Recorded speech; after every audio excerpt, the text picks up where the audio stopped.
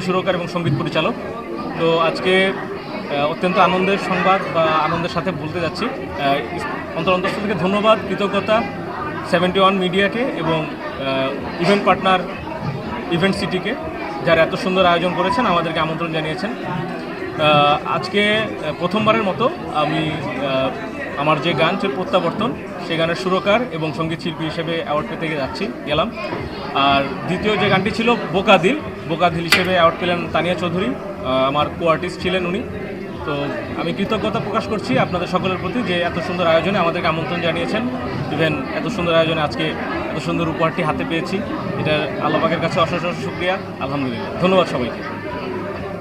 আর কোন কোশ্চেন আছে কি? কোন কোশ্চেন? কিছু